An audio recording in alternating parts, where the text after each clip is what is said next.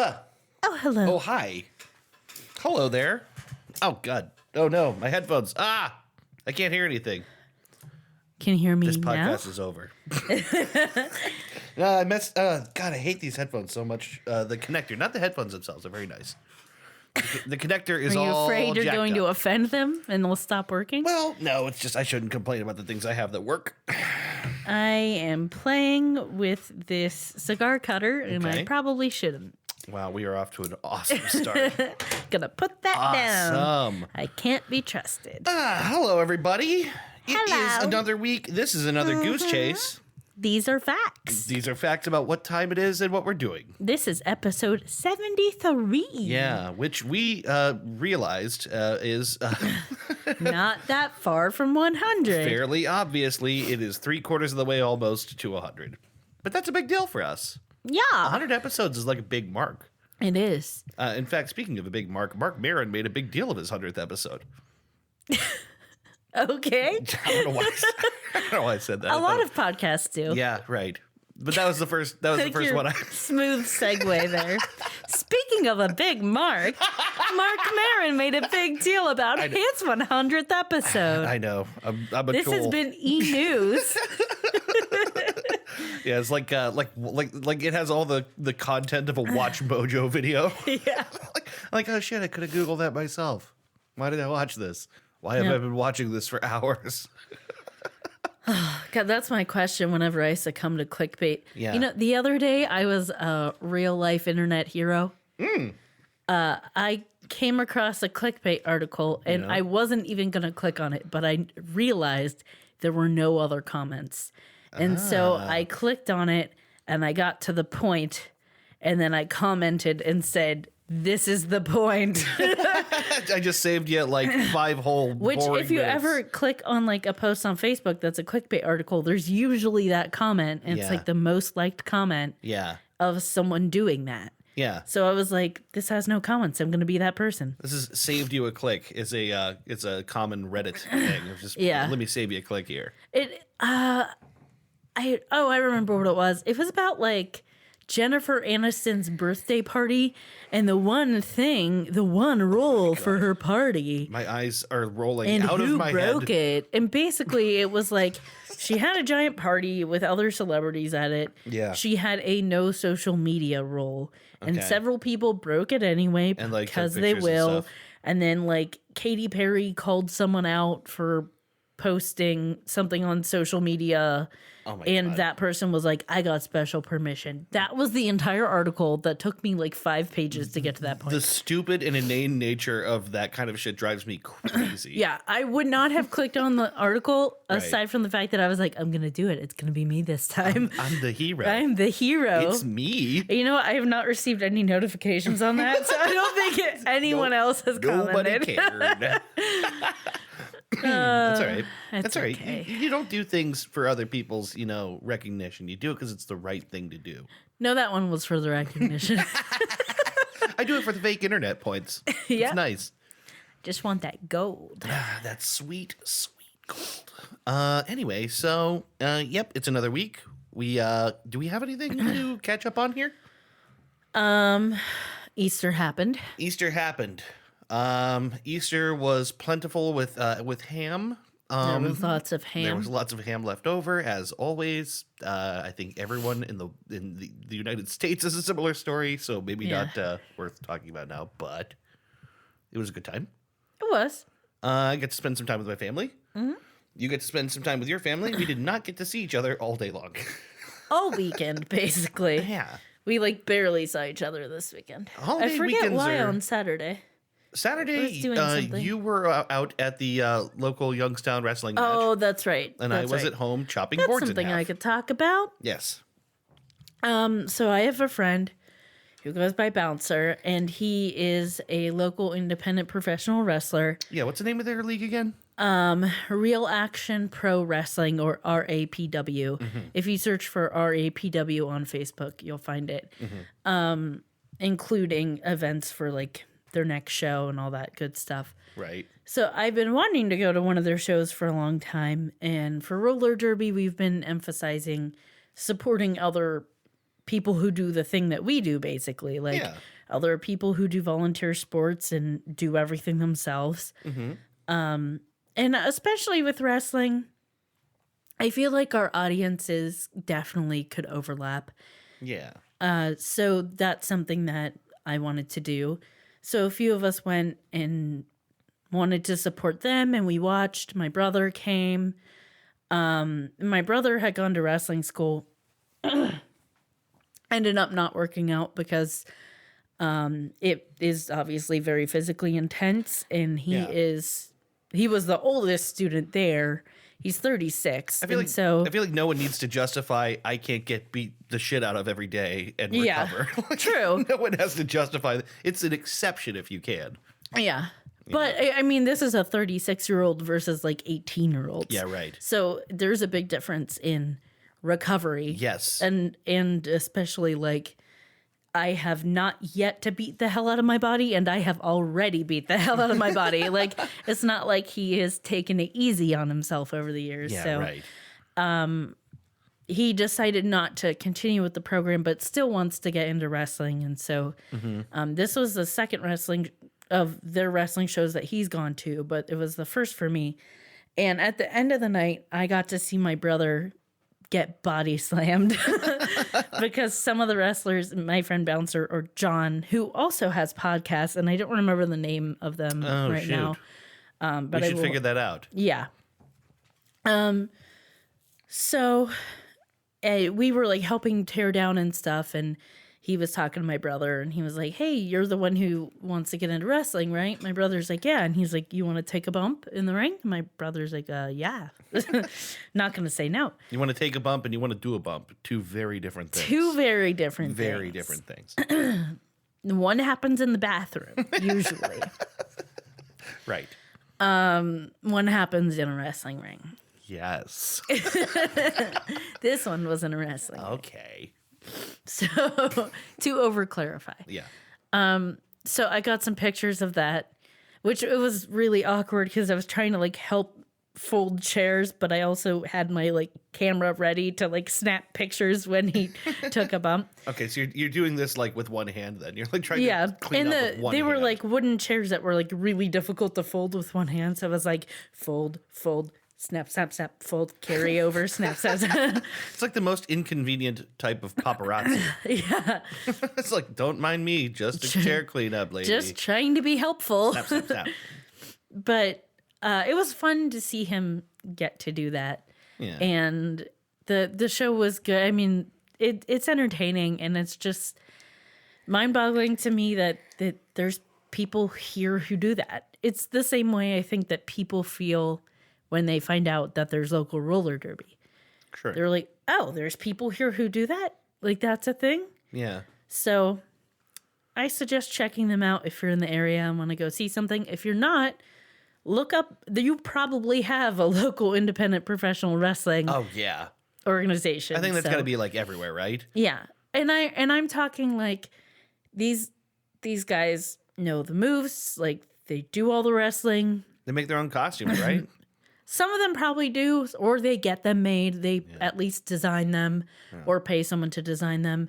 They come up with their own storylines. They basically are doing everything. Whereas when you're watching like WWE or whatever, there's writers that write those storylines. They get paid to write those storylines. Right. And then the wrestlers are doing everything in the ring, obviously.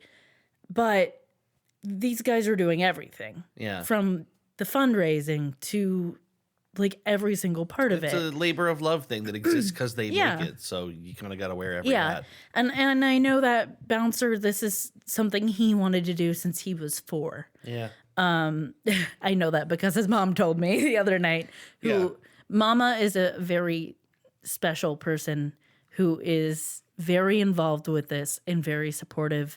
Yeah. And she is a great human being. Didn't you say that one of her early memories of this was him like diving off a couch across the living room? Mama, look, and just go flying off the couch. Yeah. Yeah. So clearly a labor of love for him and his family and everyone involved. And it was cool to see that. and it was lots of fun. I suggest that to anyone. Yeah, that was my Saturday. Then obviously didn't get to see you because you didn't come. Right. And then Sunday was Easter, and we had separate things. But then we did come together for Game of Thrones. Of course. You know, one of the thing is, every holiday is difficult. Like if you're a child of divorce and you're dating someone who is a child of divorce, you've got like four family celebrations. You can't do them all. So either you split up, or you go together and you miss something. It's just too hard to do.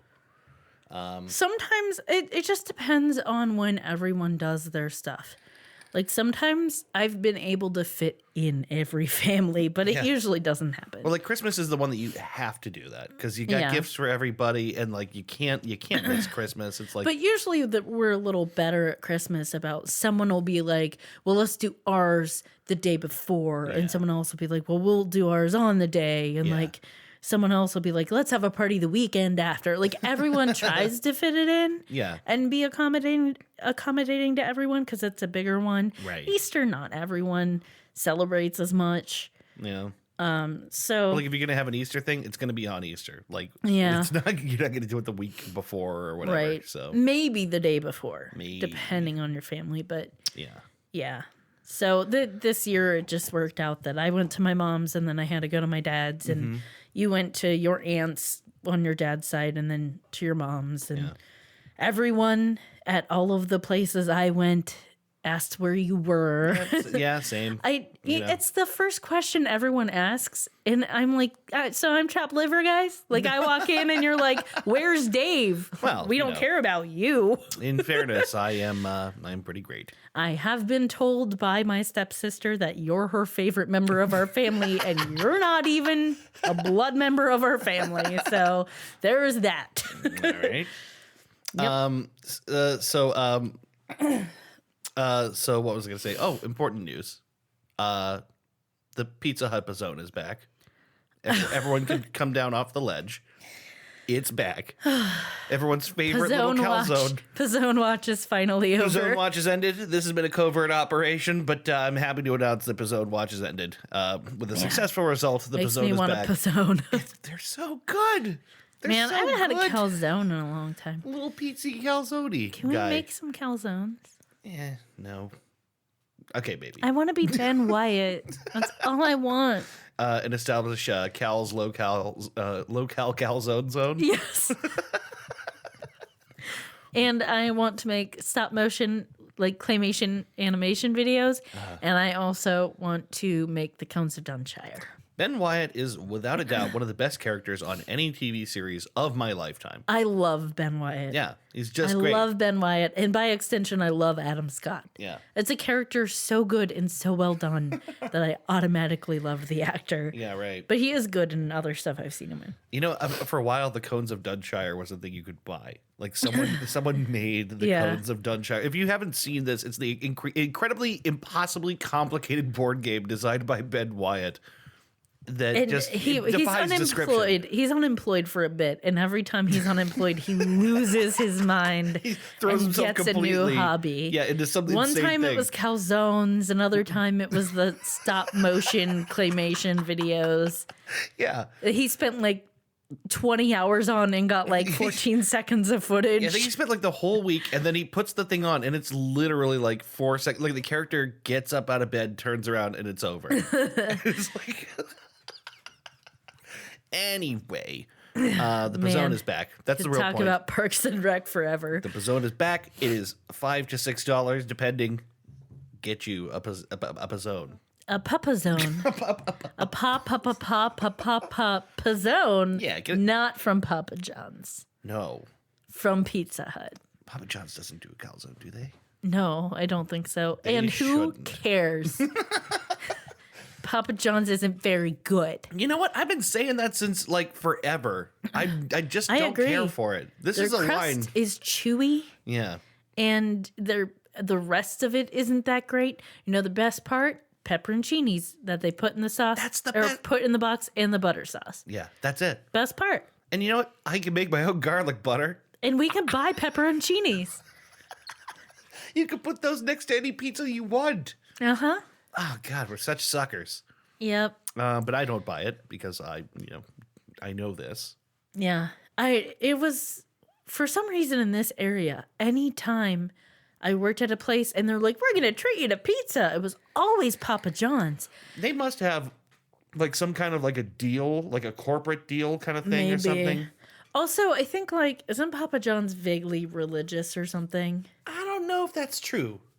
Well, like Papa John himself is like a whole tall drink of water. I worked for a company that was like, they had a religious background, and I think that might have been part of the reason they supported Papa John's, but I don't know how conscious it was. I mean, he's been like kind of like a reliably like no one asked, but I'm going to give my opinion on this kind of thing, and it's usually something kind of conservative. So I guess I can see the connection there. Possibly. Papa John has the courage to stand up for what he believes, which is chewy pizza crust, garlic sauce, and pepperoncini. Yeah. Yep. Awful ingredients.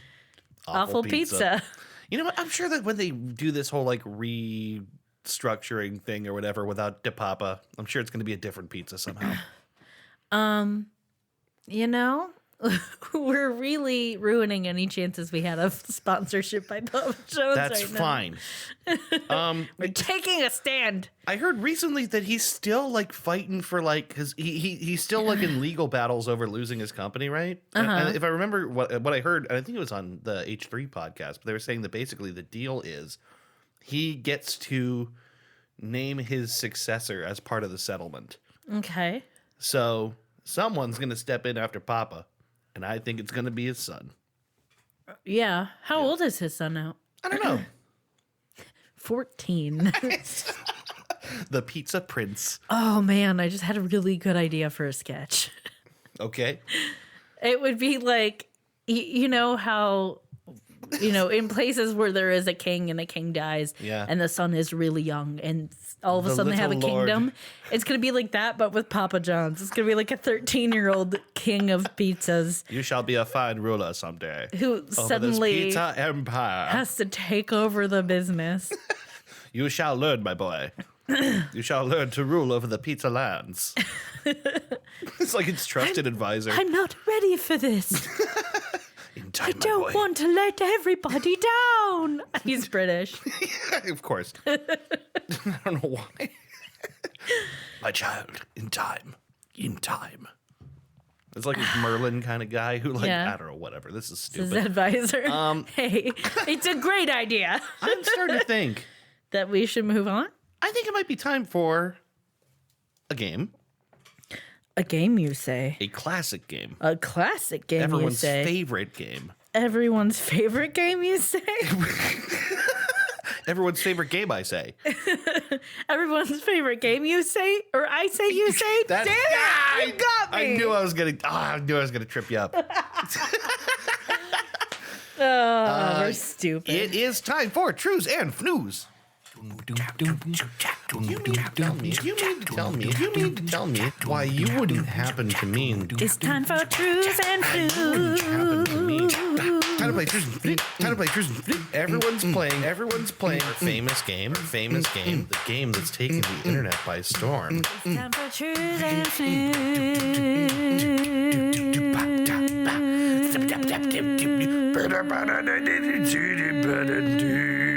A Merv Griffin production. Trues and Fnews. You know Trues and Fnews. Everyone knows Trues and Fnews. I mean, for those who don't, though, do you want to explain? For those who don't, Trues and Fnews is that game, that classic news game in which I present to you, Christy, 2 false stories and 1 true story, and you have to discern which of these stories is the true story, the trues from the false story, the Fnews. You're so good at that. We like to call it Trues and Fnews. Every time you do that, you know what I think of? What? That Irish song, the Rattling Bug. Yeah, it's like the tree and the bug and the stuff with the car and the guy with the hair and the dog and the belly-o. Yeah, that one. I don't know the words at all. There's a great video on YouTube or just around of like Irish people at the end of a wedding at like 4 a.m. Yeah. singing that song. Is there anything in its more entirety. fun I mean, I can't do it, but I love that people can do this. I love watching that video. I think we watched it on St. Patrick's Day. Oh, really? I put it in the queue, and some of us watched it on St. Patrick's Day. I remember hearing it, but not seeing it. So, yes, I think that did happen. Because I was like, this is Irish. Yeah. But anyway, truths and views time. I have one true story. I have two false stories. Are you ready? I am prepared. All right. Story number one. Nope. My phone rotated. All right. Story number one. Aiming to solve public transit problems in a unique new way, the city of Shreveport, Louisiana is building a citywide public sled system. Riders are lifted to the top of a long elevator and slide on a sled car for miles down ramps between a number of popular city destinations. That's number one. Number two. In anticipation of the upcoming naming of a new Japanese emperor, one company is selling cans of air from the reign of the current emperor, which go for about $10 a can. 3. Proving that no talent is too small for superfans, a U.S. 15-city tour has been announced for Reggie the Cat, who portrays Goose the Cat, the Flurkin from Captain Marvel. Repeats. Yeah. All right. Repeat. Number one. Aiming to solve public transit problems in a unique new way, the city of Shreveport, Louisiana is building a citywide public sled system. Riders are lifted to the top of a long elevator and slide on a sled car for miles down ramps between a number of popular city destinations. 2. In anticipation of the upcoming naming of a new Japanese emperor, one company is selling cans of air from the reign of the current emperor, which go for around $10 a can. All right. And 3. Proving that no talent is too small for superfans, a U.S. 15-city tour has been announced for Reggie the Cat, who portrays Goose the Cat, the Flurkin from Captain Marvel. All right. Man, I'm like running out of air here. What's going on? Deep breaths. Yeah. I want to hear mine. My recaps. Yes, let's hear your recaps. Number 1, just slide into work, NBD. Number 2, selling emperor's hot air. Nice. Number 3, the flirkin is a workin'. Oh, you're good with those and quick. I like them. You have an under-recognized talent for like on-the-spot puns. Yeah, I'm not as good as Pun Master Slam, but I'm in the running. I think you're way up there. I'm in the running. I have my moments. I can't do it when I'm put on the spot. Yeah, you get a little extra time when it's like, yeah, I see what you mean. Yeah. All right, so what are you thinking? I think that the trues is that the flirkin is a workin' and he's going on a tour. That the flirkin is a workin'. Mm-hmm. Christy, I gotcha. You got me. Man, we really need a buzzer. We should invest. So I don't have to go, We'll invest. Yes. Man, really low rent podcast here where I'm going like, or ding, ding, ding, ding, ding, or auga. We'll just get like a little soundboard for that. I just want a slide whistle.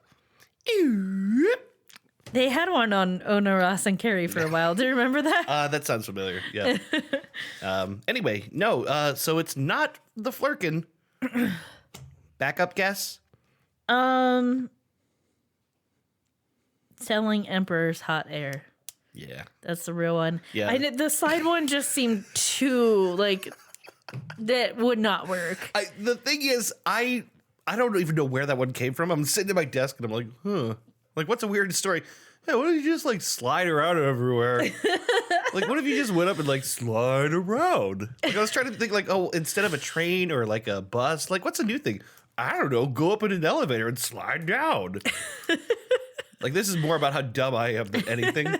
But no, so yes, number 2, the Emperor air is a real thing. And I took a couple of more notes on this because I was interested.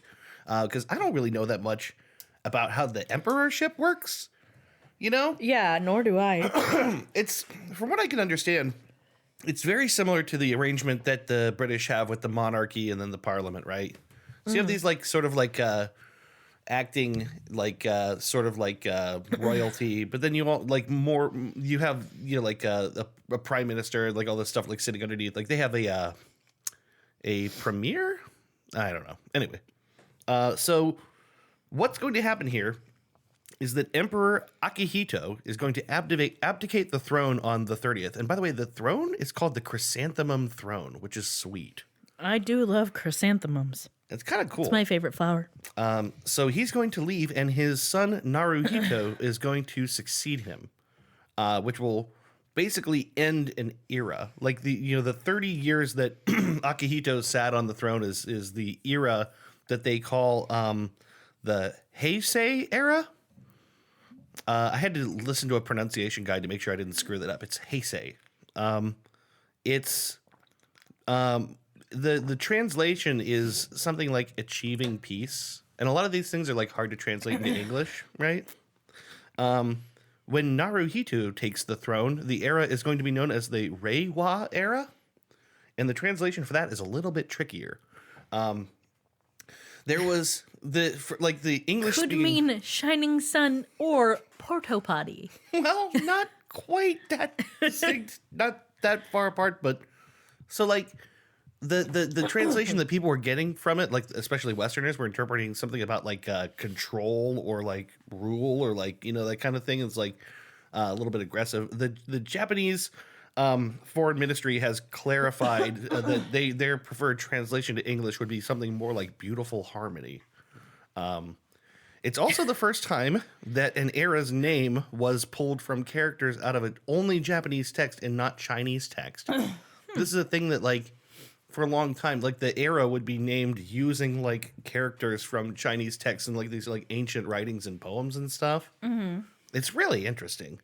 But now it's all Japanese characters, which sort of like sparked a little bit of disagreement about whether that was cool and like what China thinks about it. And China's like, no, it's fine. You guys do whatever you do. Like we're not offended that you chose Japanese characters. Where is this again? Is it Japan? Yeah, this is happening in Japan.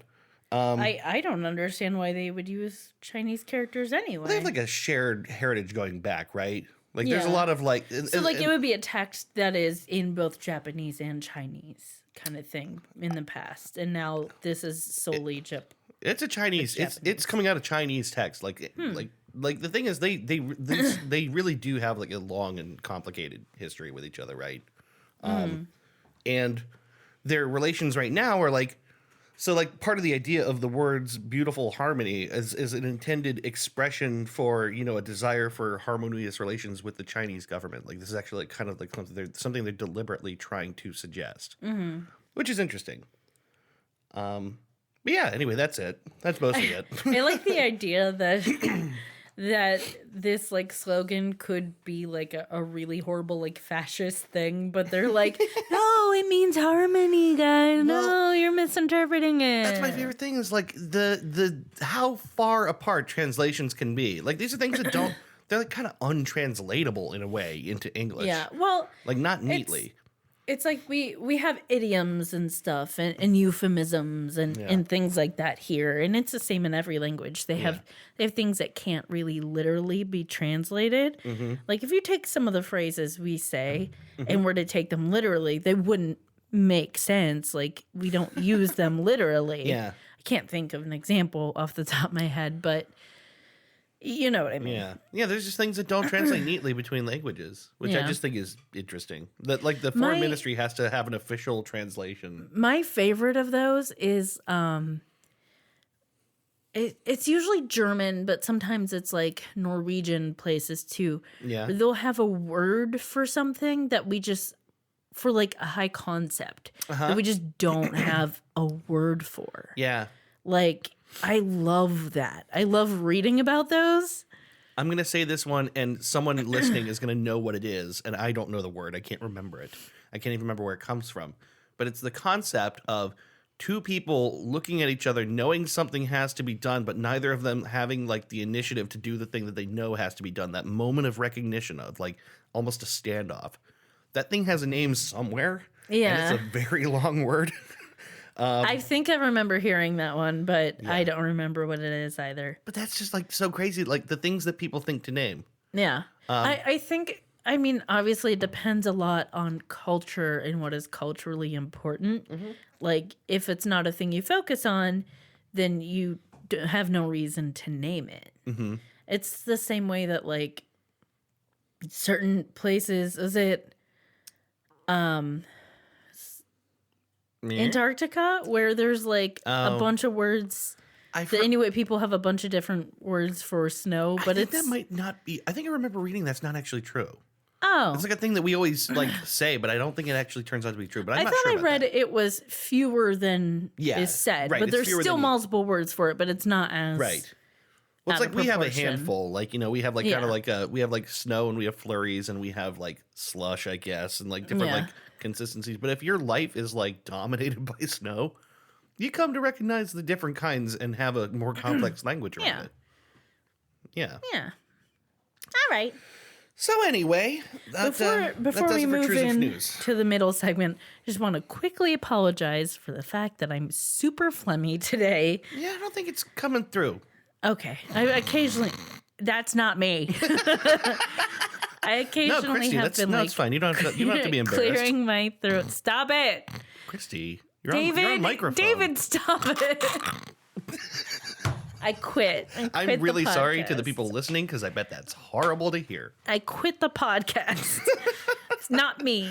No, it is not. I will not be maligned in this way.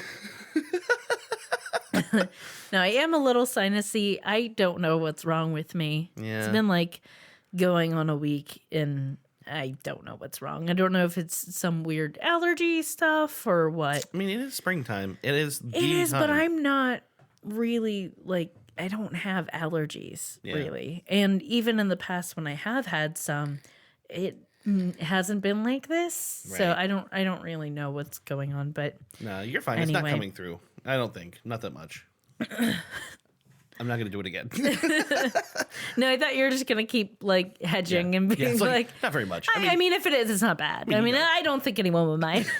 I mean, sure, people probably hear it and they're probably definitely annoyed, but it's not like it's a big deal or anything. Okay. So what do we got here? Because I forget what we're talking about. So for the middle segment, we were trying to think of something to talk about, and I had mentioned a podcast to you last night. Yes. That I started listening to. I think I heard about it on an episode of My Favorite Murder, and I immediately looked up the podcast and started listening to it right away. Yeah. It is by The Australian, which are the same news organization that did the podcast called Teacher's Pet, which was also a very good podcast. Okay. Did you listen to that one? Nope. I think I talked to you about it, but I don't think you listened. So Teacher's Pet was basically about this guy who, he's a twin, and he was married to this woman and then starts having a relationship with a student of his, basically moves her into the house, and then his wife ends up going missing. Oh, yeah. You did mention this. And all of this stuff behind it, like stuff starts coming out, and when they do the podcast, they get even more information from people calling in and being like, no, I know stuff about this. Mm-hmm. Former students saying, oh no, there is something going on here and everyone knew it, or he had a weird relationship with me too. Yeah. You did mention this. Yeah, that was a really good podcast too. Mm-hmm. And so they're doing another one, and it's called Who the Hell is Hamish? Right. And it is about this guy. He's had various last names. He usually goes by the first name Hamish, occasionally goes by a different name entirely. Mm-hmm. But he is a con artist. Right. And prolific con artist. I think at one point they said the amount of money he has conned people out of is somewhere in the like 10 millions at least. That's a lot. Yeah. God, can you imagine? I've just conned people out of $10 million and I still want to keep doing it. Keep spending it. For me, I'd be done. I'm like, okay, that's cool. I'm going to go Well, live. and this isn't like 10 million in one shot. Well, it's sure, like, but how long do you have to, I mean, if you had $10 million, how long would it take you to spend that? Yeah. Right? Well, probably not that long, because it seems like he's putting so much into it to keep up the con. Yeah, sure. Because he's basically telling people he's like a hedge fund manager. Right. And he's targeting wealthy people and being like, hey, like, I see like how you're investing your money, and I have a thing that I could help you invest in. Could be pretty lucrative. And he takes their money, and then they never see it again. Investors hate him. This one weird trick made him $10 million. It's called thieving. It's called theft. It's theft. So yeah, so he does this time and time again. Yeah. But he has to keep up the ruse. So he has expensive cars and expensive clothes and expensive girlfriends and all kinds of things. Expensive girlfriends. Yeah, I mean, at one point he had like a girlfriend who had like a famous father or something. It was like all this stuff. But he also wasn't just doing that. Like at various points in time, he like married women. He like became a part of their lives. And then the next thing they know, he's essentially having a relationship with the one lady's son's girlfriend. Wow. While they're all in the same house. Like, and all the while gaslighting his wife for having an issue with it. Wow. That was the part that upset me the most, is that everyone in her life is like, no, you're being crazy. He's not doing this. And she's like, no, this is fucking weird, right? This is weird. And then after the fact, obviously, like this all comes out and her son is interviewed. And all I wanted to hear him say was that he apologized to his mom because he was betrayed too. Yeah. But I just want someone to say that they were sorry to her for playing into the gaslighting and telling her she was crazy when she saw through it the whole time. Yeah. Like, well, it sounds like he tricked everyone else, but not her. I mean, for a while he tricked her, and then he started changing and doing that, like totally betrayed her, and she was like, that's not cool. Mm-hmm. And there's a lot to it. I suggest just listening to the podcast. Each episode focuses on a different part of his con or a different person he conned. Mm-hmm. It went on for so long, and it seems like there were multiple times that he got busted and went back to it and could have been further like prosecuted, and it didn't happen. Things could have been prevented, basically. Like, if things were handled differently, other people wouldn't have been swindled and their lives wouldn't have been wrecked. Right. It's called Who the Hell is Hamish because the first episode, which is only like 18 or 19 minutes long, is a conversation with his last con before he got arrested. And it was a woman. Oh, wait, he's been arrested? He's been arrested. Okay, so he's not still out there somewhere. No. He's been arrested. I was envisioning. Oh, no. I mean, he was for very many years, but no, he's since been arrested. Mm-hmm. And that's where the podcast starts. It's with this lady who's in a relationship with him. She knows him, I think, as Mark. And then next thing she knows, he's supposed to, like, meet up with her or call her or, like, text her back. And he doesn't, which was weird for him. Yeah. And then she's told that she should talk to his brother-in-law. And she talks to his brother-in-law, and he's like, you need to call me right away. We need to talk about Hamish. And so she calls him, and she's like, who the hell is Hamish? Because she knew him as Mark. That's a pretty solid intro right there. So, yeah, that's the first episode is that her story, which is very interesting. And all of it is. It's crazy. That sounds good. I would listen to this. He is a really good con man. You almost, I know it's wrong, but you almost admire people because not that what they're doing is a good thing, but you just have to, how does anyone keep something like that going for so long? And for me, like, there are really charming people out there. Uh-huh. And when you're telling that many lies, like it's hard, it's got to be hard to keep them straight. Yeah. And there definitely were people in his life who saw through it. Sure. Like there were definitely people that he had worked around that were like, no, he was one of those guys that like if you said you did something, he had to say he did something better or cooler or whatever. Yeah. which is like a sure sign of like narcissism and all that of like, oh, okay, buddy. And there were multiple stories like this where people are like, nah, like he kind of became the butt of our jokes because we saw him doing this thing. But then there are other people. The thing that's impressive to me is the people who he was in a relationship with that were like, no, he was like a really good guy. Like he cared about my kids and he like he was teaching them how to surf and like he was doing all this stuff. And it was like, how much of that can you fake? Well, some part of your real personality has to be that cool, nice guy that everyone wants to be around. That part is real too. It's mind-boggling. It's mind-boggling because there definitely were people who were like, no, there's something up with that dude. Yeah. But there are other people, the people sometimes closest to him, who were just hook, line, and sinker. I think the biggest thing across the board. I don't know. Is this getting into spoiler territory for a podcast? Okay. No. I think the biggest thing across the board is just love bomb.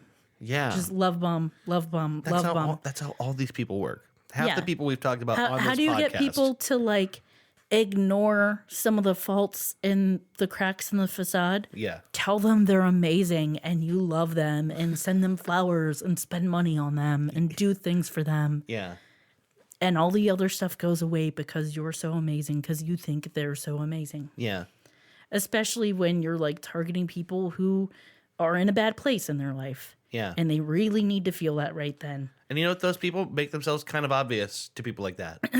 Especially if you're a con person and you know what you're looking for. Yeah. Like they're looking for someone who's in that situation. So I'm not even all the way through the podcast, but so far it's very, very interesting.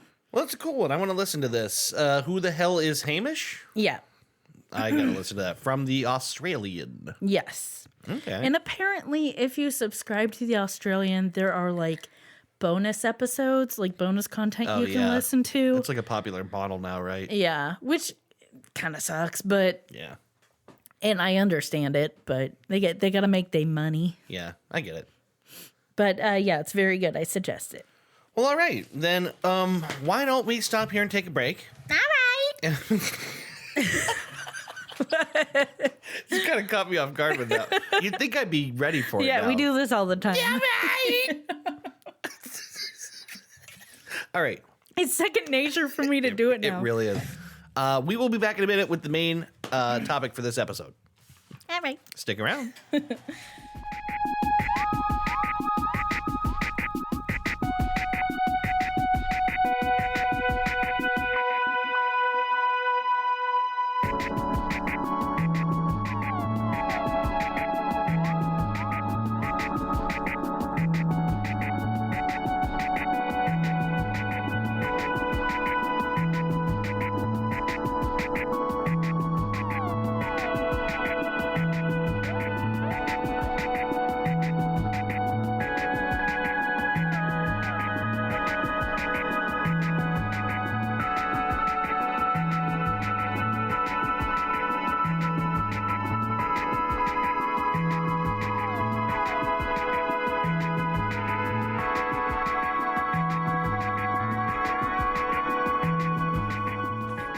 And we're back. And we're back. Yes, we are. As usual, I have no idea what this episode is about. That is right. You do not. This new format is interesting, right? One day we're gonna choose the same topic. But we also like always seem to wait until like that week to do the research. That's true. So I don't know if it'll be a problem. Yeah, that's true. If either of us was capable, one good thing about our procrastination. Yeah, if either of us was capable of doing anything ahead of time, it might be a problem. Yeah, but it's not. But we're not. No, and that's not gonna change. Yeah, that's right. So what you got? Our topic today is historical revisionism. Cool. In a couple specific ways. There are a lot of versions of this thing. Okay. I will not be talking about the many versions of Holocaust historical revisionism. Oh, God, yeah. Lord knows there's a lot of that. There sure is. That's not what I'm talking about. The first thing I'm talking about is something that's been on our list for a while, which is the phantom time hypothesis. Oh, cool. I've been wanting this one to come around to the show for a while, but I just didn't know how much there was on it. So I looked into it, and I just didn't feel like there was enough for a whole episode on it, which is why I broadened the topic a little bit. But the phantom time hypothesis, it's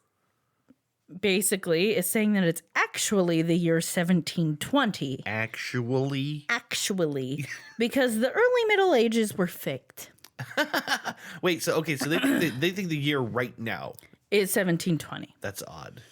Herbert Illig, maybe it's Herbert, but it's Heribert. Herbert Illig, born in 1947 in Bavaria, belonged to a historical revisionism association.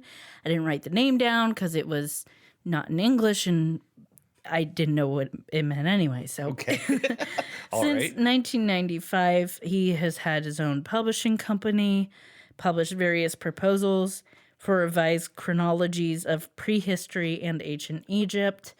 My point in saying all this is that this is not his only hypothesis about this kind of thing. Okay. He's just into historical revisionism, but this is the one that's gotten the most coverage. So his thing is like try to be the guy that like takes the piss out of what people think happened in the world. Like he's always looking for something. I don't know that he would admit that. Like I'm sure that he believes that this is a thing. Yeah. But he has a history of like throwing the spaghetti at the wall and seeing what sticks. Right, it's kind of like indiscriminate about it. Yeah. So this has gotten prominent coverage in German popular media in the 90s. And after 1997, there's been little scholarly reception of his ideas. Okay.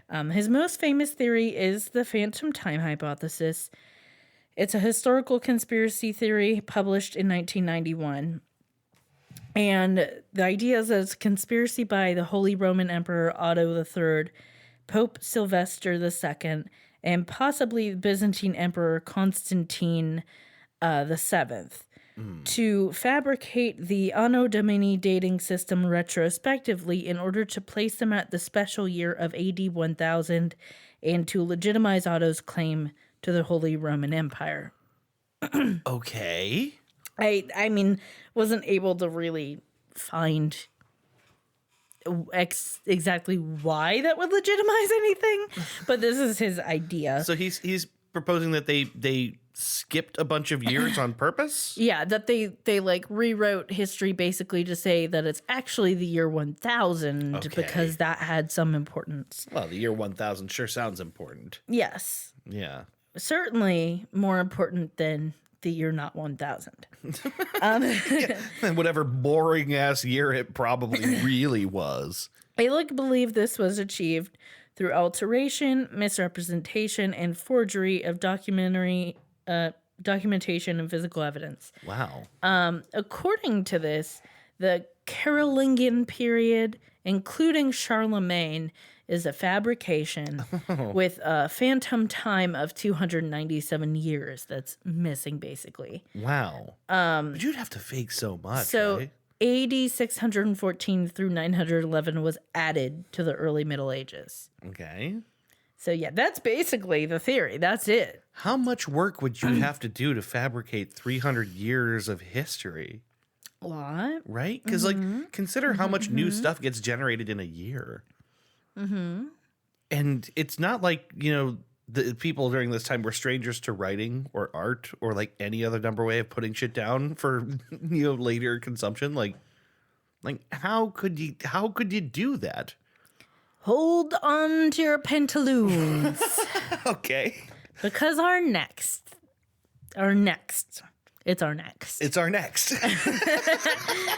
Is All right. New chronology. Okay. There are a couple forms of this. The main one I'm talking about is by a Russian mathematician named Anatoly Fomenko. That name sounds familiar. You've probably heard of him. He's kind of a big deal. I'm kind of really good at math. He worked for Moscow State University and was a full member of Russia's Academy of Sciences. He proposes an improved version of the global chronology of ancient time based on statistical and astronomical analysis. He believes there is no reliable written record of human events before the 11th century. Okay. A knowledge of earlier cultures is based on texts or copies of texts that date from after that era. Chroniclers, which were often religion scholars, fixed dates of key historical events using supposition and arbitrary consensus. Okay. So people have grafted recent occurrences onto earlier dates, sometimes unintentional, sometimes intentional, and it creates numerous historical duplicates. So when people say history repeats itself, his theory is that history doesn't actually repeat itself. We have done that ourselves by saying like, oh, this thing that is the same thing as what happened at this time also happened many, many years ago. It strikes me that it's possible that this is an unfalsifiable hypothesis. Yes.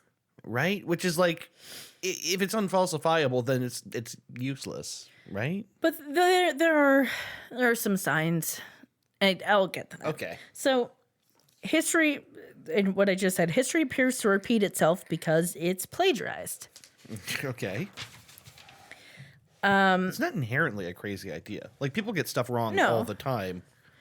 But this is a little more than just like people got it wrong. Yeah, when you attribute There's it to like some intention kind of to it. Yeah, right.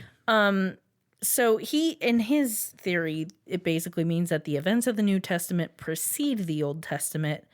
Most stories concocted to reflect later incidents. As for example, Joan of Arc was a model for Deborah from the Bible.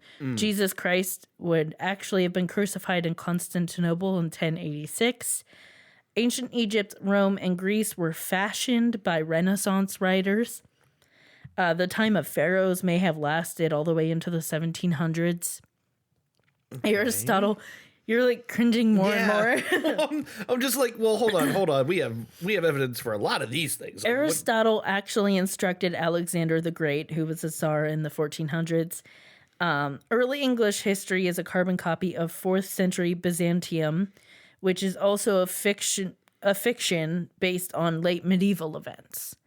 So it's like his idea is that we're just like recycling things that happened, but backwards. Like we're just saying, okay, this thing actually happened during medieval times, but then we're going to say it happened back in Byzantine times, and then we're going to say that what happened then was actually what happened back in early English history. Does he propose a motive for doing this? I if think it's a conspiracy, I just wonder why. I think there are several reasons, but I don't have a.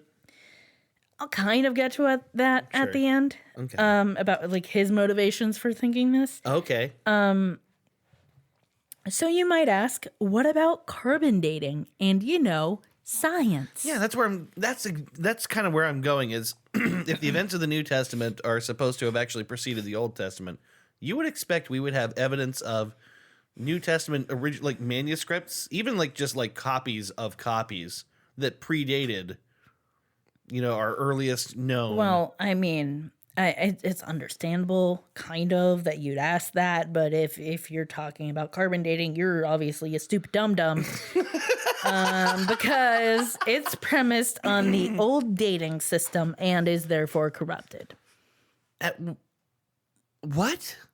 No, that's what it is. Hold on, wait. Carbon dating isn't premised on any dating. It's not. It's attempting to gather dates in a range. See, you're making a very common mistake. You're using logic. Oh my God. I'm mildly infuriated by this. Yeah, so was I. I bet a lot of people who deal with archaeological things find this very irritating. For me, it was particularly infuriating because I've had conversations with people about carbon dating and stuff, and I know specifically people who are like kind of young Earth right kind of people, and I know that this is something they would get behind just because it like backs them up a little bit. Well, it gives you another way to fall out of the argument. Yeah. So, anyway, to quote him, this version of events is substantiated by hard facts and logic, validated by new astronomical research and statistical analysis of ancient sources to a greater extent than everything you may have read and heard about history before. Okay, so if he's talking about astronomical research, is he implying that along with these writings we have vivid descriptions of the positions of like heavenly bodies and things, and that we could extrapolate from that to what time it was? That is true, but that's not really what he's saying. Okay. I don't know. It's a lot. It was a lot. Okay. Basically, he's saying that we're in a matrix with medieval rules. And if you want to know the rules, he outlines them in a 7-volume series entitled History, Fiction, or Science. You can buy at least some of them on Amazon, by the way. Ooh. He has several other books as well. Yeah, I'm going to have to read all those books now. I think they're probably translated into English, but were originally in Russian. Okay. These books open with the famous quote from the book 1984. Mm-hmm. Who controls the past controls the future. Who controls the present controls the past. And I threw this in there because it kind of is important later, just to keep in mind that like some of the issue with like dates not lining up upon like various ancient recordings of time is that a lot of the recordings were done by religious scholars, and depending on the religion, they had different calendars. Yeah. And so you had to like translate that. Yeah. Plus, I have to think that like as impressive as the ancient world was and as incredible as some of their inventions were to measure these things, precision is a problem. Like we've gotten better at this. Yeah. Right? So this theory is derided by most modern scholars as pseudo-history. However, his ideas aren't entirely original. Newton's own work, The Chronology of Ancient Kingdoms, which was posthumously printed in 1728, argued that currently accepted timeline of ancient history was wildly inaccurate in places. So things such as the Greeks mixed the goddess Io with the Egyptian goddess Isis. Romans lost most of their chronicles to fires set by the Gauls. The Persian timeline of rulers doesn't make sense. And how could great Egyptian city of Memphis have existed before Homer's day if Homer never mentioned it? Newton's chronology moved the English a little closer to antiquity.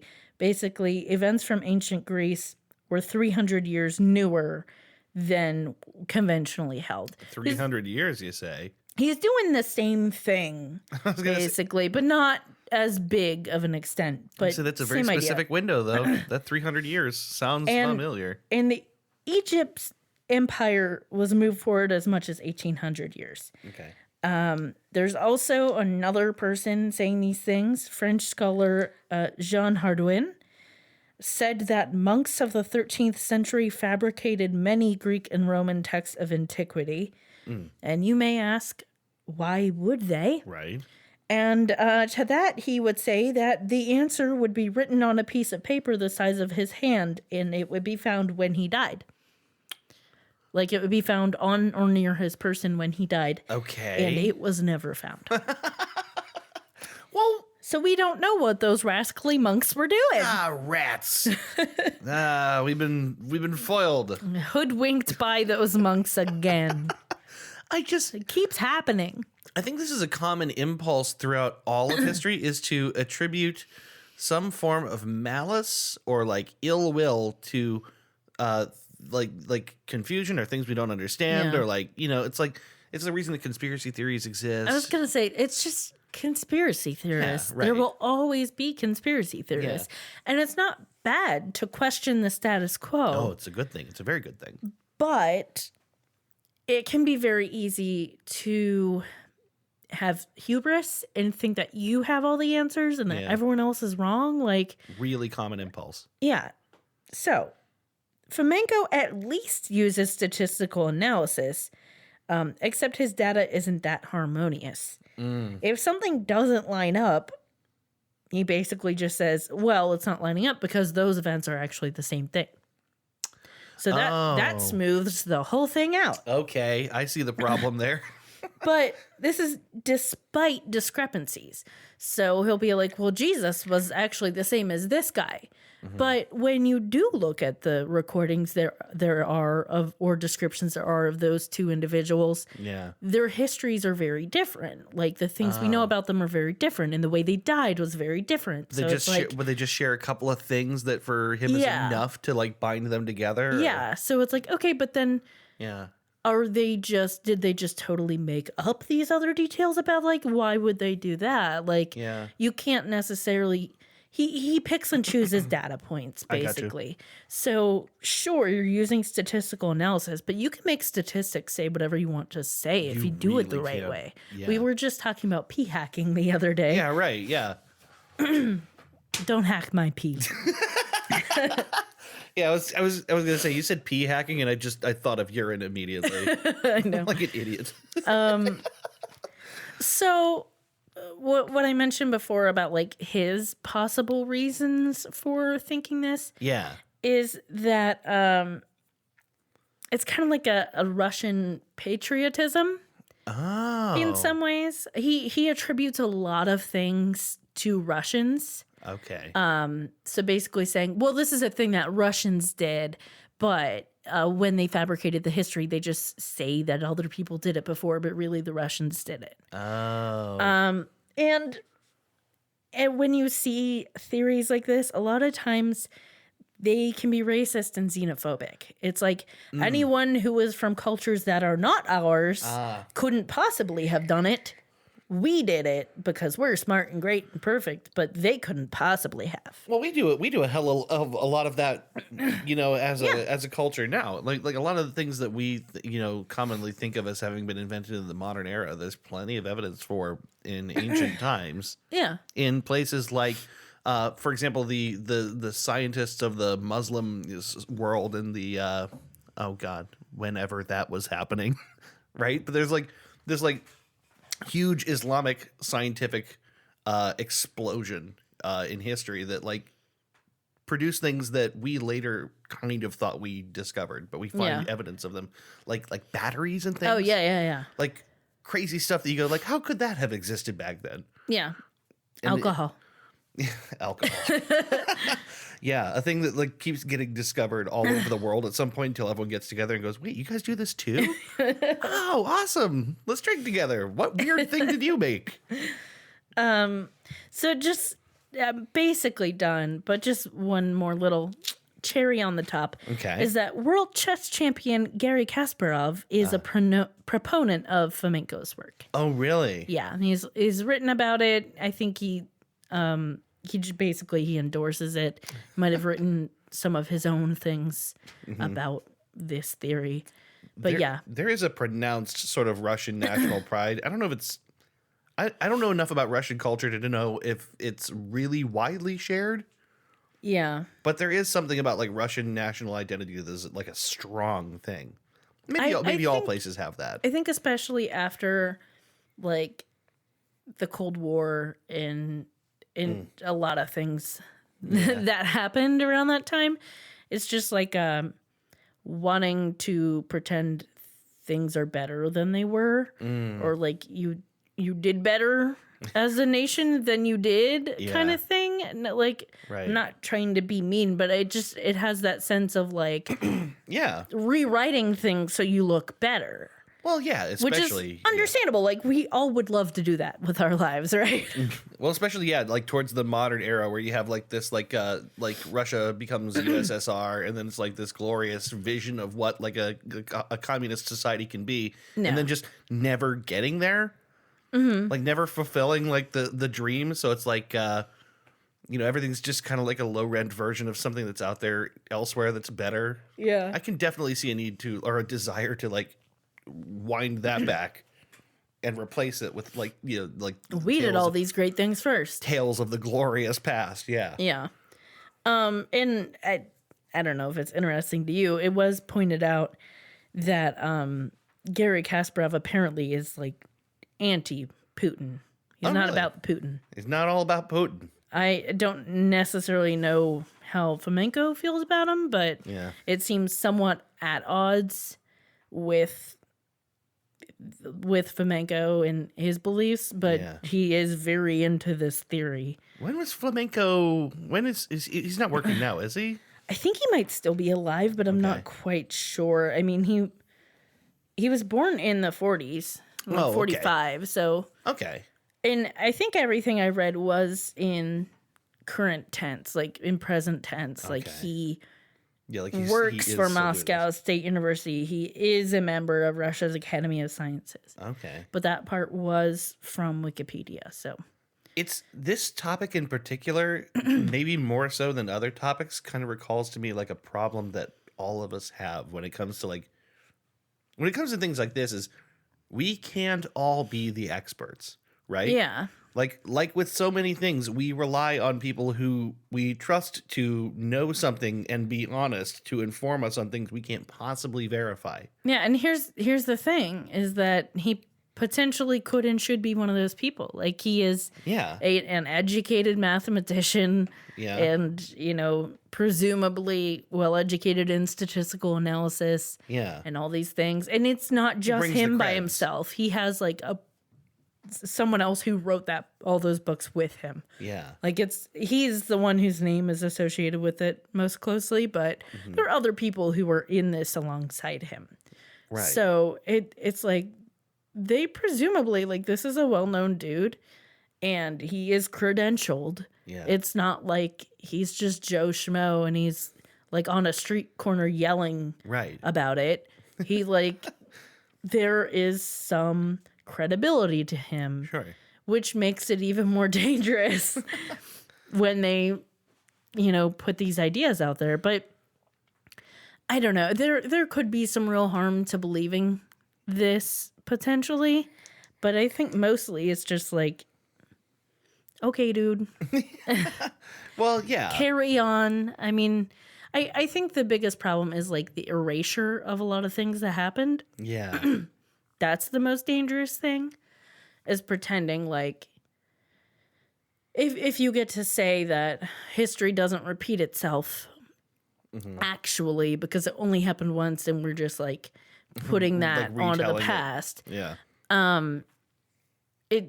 You kind of discredit that and intentionally discredit that whole thing of like, okay, but like we've learned things from the past and now you're saying we haven't learned things from the past, but like we have. Yeah.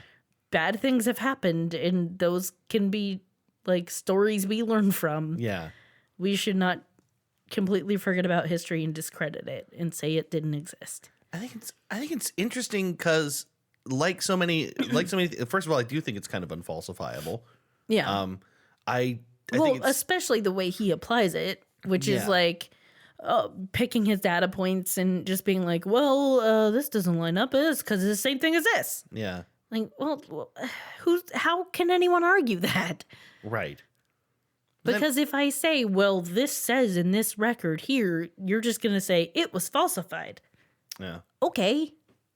And if I say, but we carbon dated it and it really is that old, you're going to say, well, the carbon dating is bad.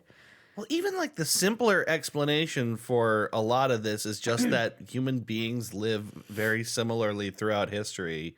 We behave very similarly. We have very similar drives and goals. And we do a lot of the same things and do the same things to each other. Like, it's much more understandable. I mean, that's clearly the main premise that he takes issue with. Yeah. It's like history repeats itself. Like, there are patterns to things. You have empires rise and then fall. And it's just the way that things go. But he doesn't stand by that. Yeah. And I think a dismantling of the historical record does open the door to... you can attribute things to whoever you want. Yeah. I think that is the big thing here. I think it's wanting to say that certain people did certain things. Well, anyway, it's Russian nice peopling. It's nice to know we're living in the 1700s. Yeah, I'm relieved. I knew it felt wrong. I just knew it didn't feel right. I gotta update my calendar. I knew it just didn't seem right. Me in the year 2019, nah. No way. That's too future-y. Oh, man. It means I was born in the 1700s. I'm really showing my age.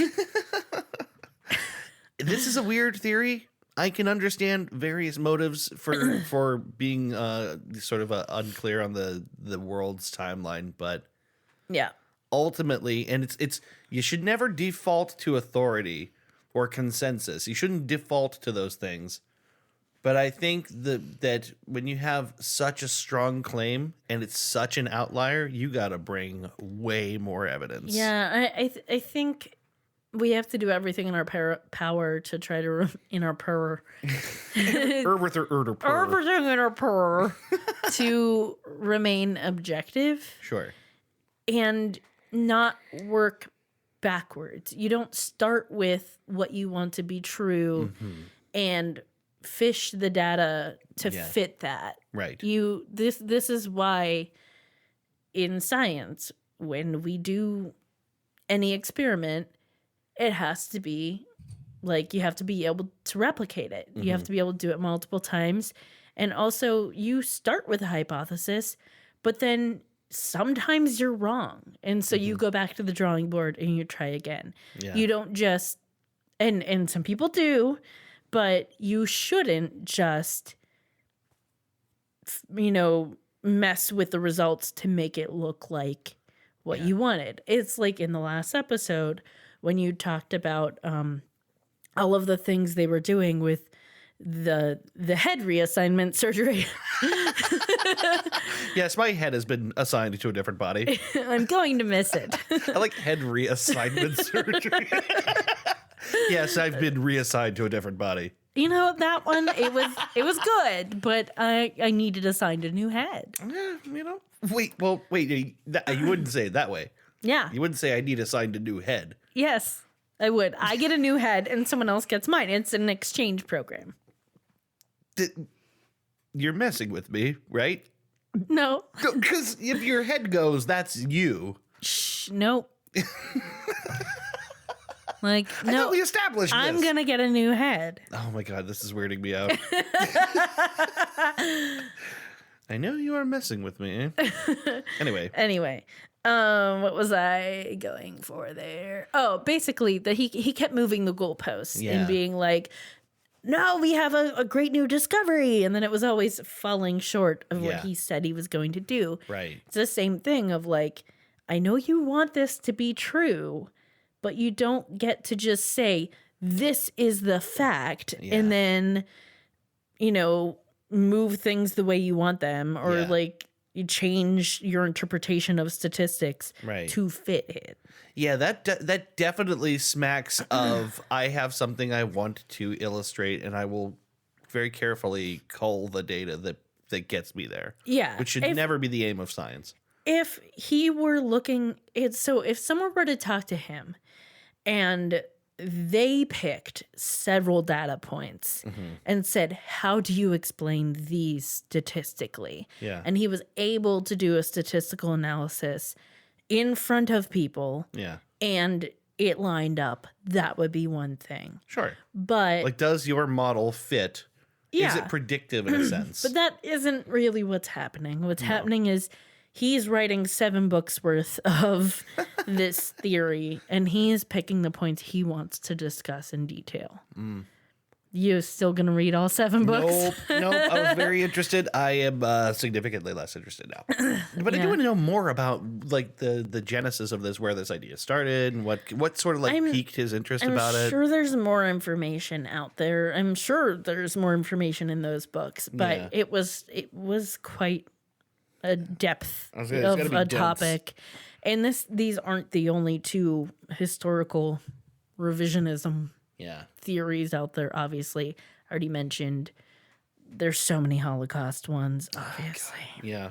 That one's almost too dark to talk about. You almost don't want to give those guys. Everyone knows there are Holocaust deniers. Everyone knows there's all of that stuff. You don't want to give those guys oxygen. Talk about that. Yeah. Because it's stupid. Yeah, like if you give it like, hopefully if you give it like 60 years and everyone pretends they don't exist, they'll just die out. Yeah. Probably not, but maybe. So yeah, that is just a little taste of historical revisionism. That's really interesting to me. Now I have more things. I have more questions, which I think is a good thing with Goose Chases. I am only more curious about this. Yeah. Well, I think that's what we bring to the table in general, and I hope that is what our listeners get out of it. Of like, here is a taste of things. Yeah. Here's what we were able to acquire from the internet. Yeah. With like a little bit of research. But we're never really done. If you're interested in it, you can continue the research, or maybe we'll follow up on it one day and see if there's anything more we can call. Let's see. So it's 1722? 1722? It's in the 1700s. That's all I know. I think it's something like that. Either that or I'm going the wrong way. But either way, 1722-ish. Happy 1722, everybody. I guess we'll be back next week. Huh? Yes. I can't wait until it's 1723 and we've been doing this for like another year. Wow. Actually, if you want to consider that we started in 2017? Somewhere around there. We started in 2017, and now it's 1720 something. We've been doing this in a negative amount of time. That's going to get real confusing. I feel like there's a T-shirt in there somewhere. I just don't know where. We podcast so good, we've gone backwards in time. Established since negative 300 years ago. Oh my goodness, yes. That'll be a Goose Chase podcast. Established in 1720. Whatever it is. But anyway, thank you very much for listening, as always, to Goose Chase. Goose Chase. We will be back next week with another topic. I love doing this show. Me too. Thanks so much for listening. Continue, as always, to send us your topics and your suggestions and your ideas. Yeah, our list is starting to get a little short. We're starting to work through the backlog, which is nice. But, if you think of something, send it to us. Give us more ideas. Feed me, Seymour. We will see you next week with another episode of the Goose Chase podcast. Thank you very much. Bye-bye. Bye. You've been listening to Goose Chase. We are Goose Chase Podcast on Facebook and Twitter. On Twitter, our handle is @GooseChasePod, and our website is www.goosechasepodcast.com. If you have any topics you'd like us to research, please email us at goosechasepodcast@gmail.com.